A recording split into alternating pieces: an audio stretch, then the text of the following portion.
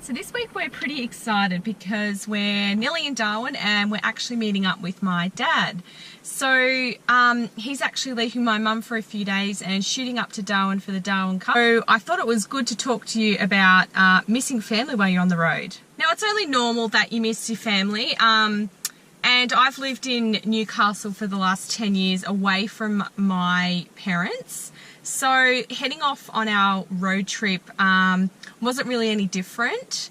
Of course I miss them, but we're really good at keeping in touch. We talk multiple times a week and we FaceTime and that sort of thing. So over Christmas we actually pulled up on my mum and dad's farm down in Warrnambool in Victoria.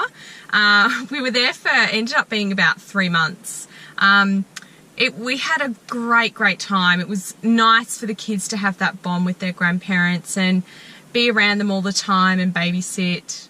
And it was so nice for them to see their cousins and their aunties and uncles all the time. And so my sister and her hubby would take them off for ice cream and it'd be just Justin and I for a couple of hours. So it was a nice little break for us. So because we were at the farm for those sort of 3 months, when we decided to get going, we were all pretty sad.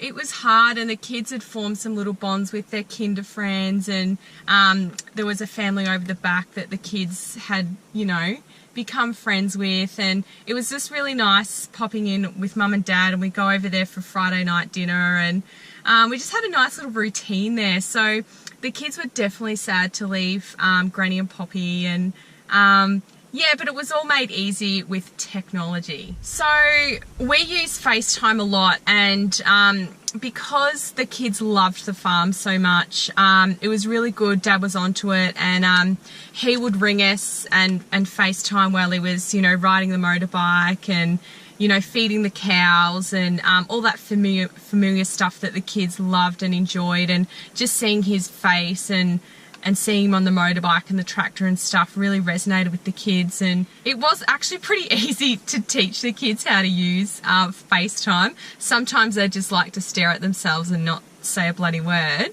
and then other times they'll walk off and have a great old yarn.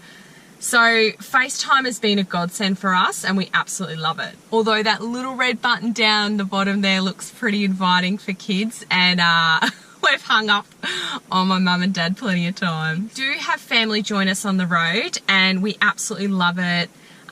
It's nice for us to have a little break from the kids, but it's also really good for the kids to have a break from us. We do have family join us on the road. We're typically in a caravan park, and what my family have done is, like, we'll hire a site and then over the road they'll hire a cabin. So it's great, the kids can have a sleepover in the cabin and they think it's a little house, and you know, they've been known to hire a car depending on where we are. Sometimes it's easy just to walk everywhere. The hardest part is timing it to be in that destination at a certain time and lining it up. Anyway, I hope this gives you some tips about missing your family, and it is nice to catch up, and it does re-energise you and just makes you feel happier. And it can be hard without family, but you know, being on the road is way better. See you guys.